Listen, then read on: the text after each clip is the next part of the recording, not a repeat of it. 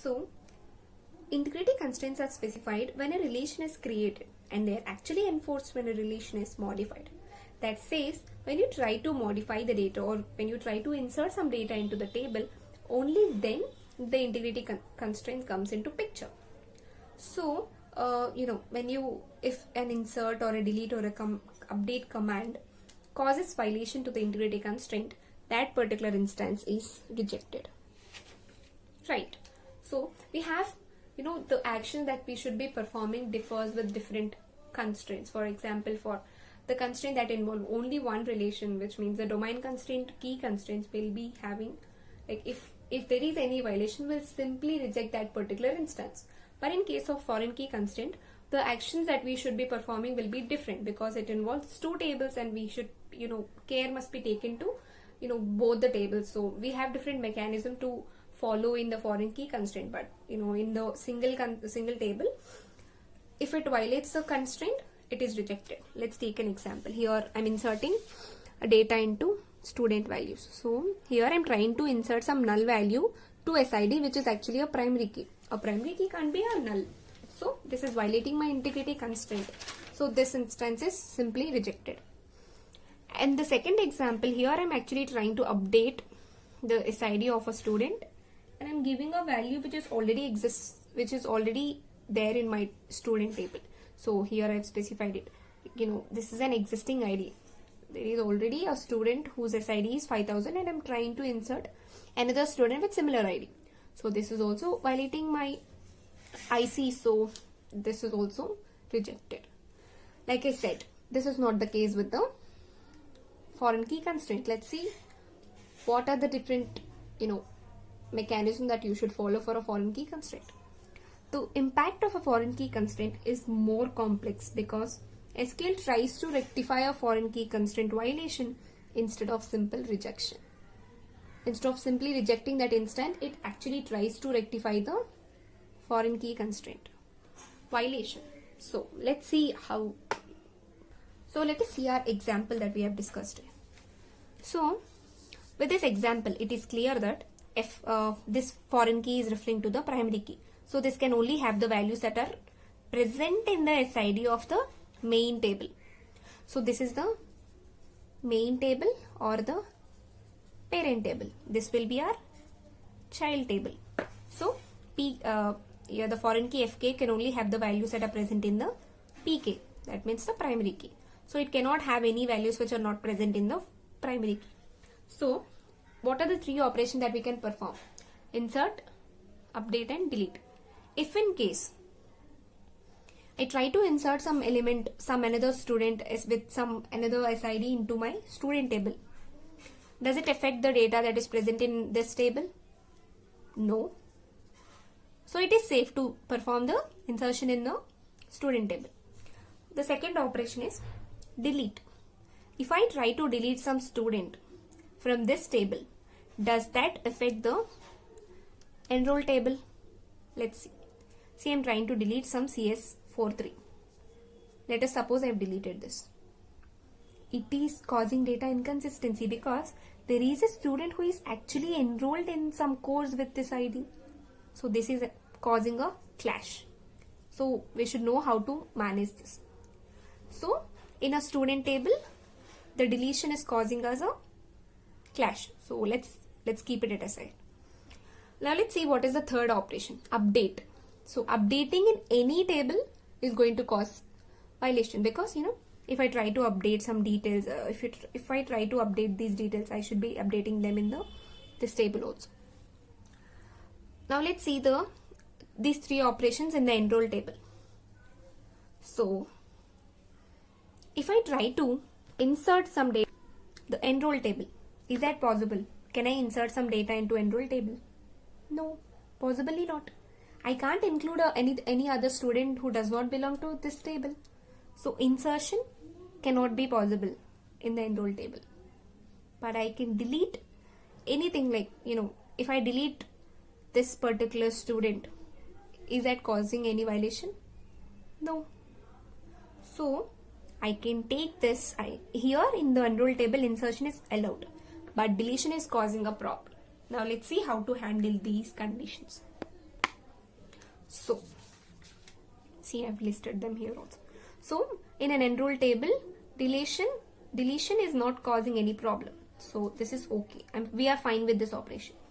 Whereas insertion is causing a problem, so we'll consider this. Similarly, in the student table, deletion is not causing, actually deletion is causing us a problem.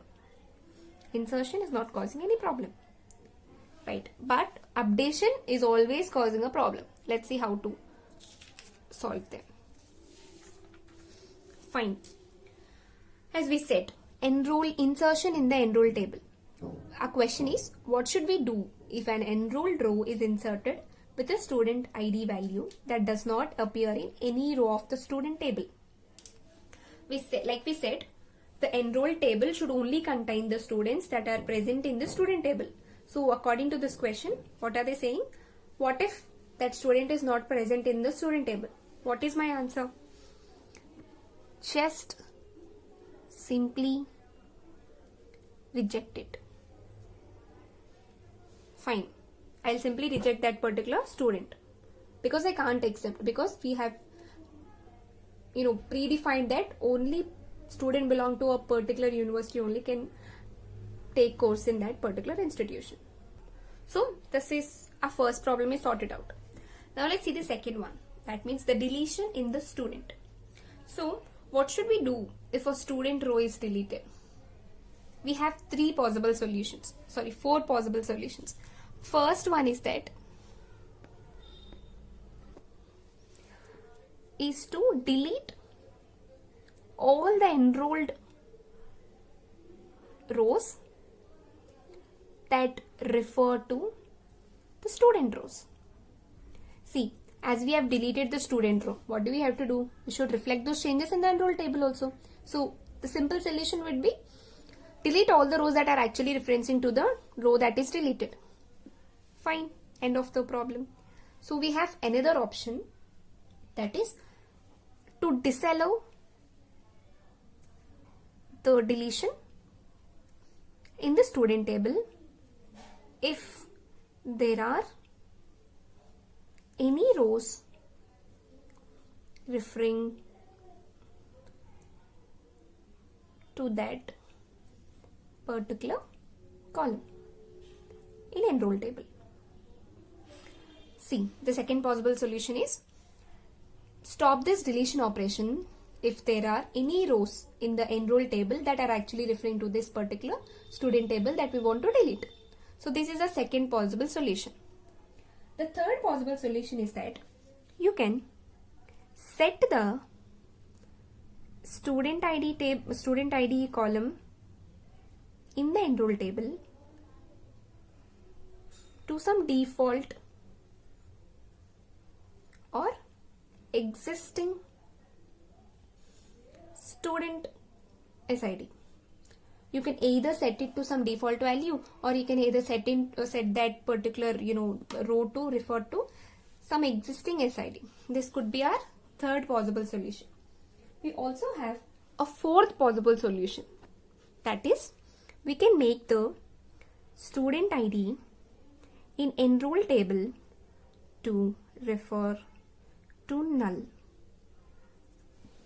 Right, you can now point that to a null value.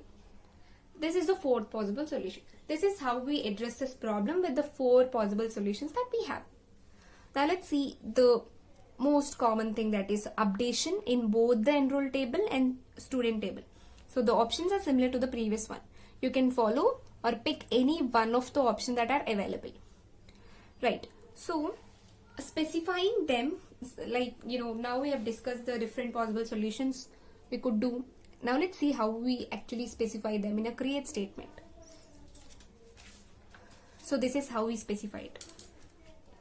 Here, after specifying the primary key constraint and the foreign key constraint with their particular syntaxes, we will specify the actions to be taken. See here, on delete cascade. This is an important word. Here, cascade says that, for example, if you are deleting some student in student table. Cascade says that delete all the rows that refer to it. Refer to that row. Right. This is our second possible solution, right? So Cascade says that if you're deleting the data in one particular table, then delete all the references to that particular row. So this no action suggests that no action. Reject. Do nothing. That means you're not going to either store the data. That says you're actually rejecting the data. You're not storing that into the database. So this is how we specify these constraints that we have discussed in a create statement. So this is it for today. I'll meet you in the next video where we will be discussing the next concepts of this second chapter. Till then, stay tuned. Thank you.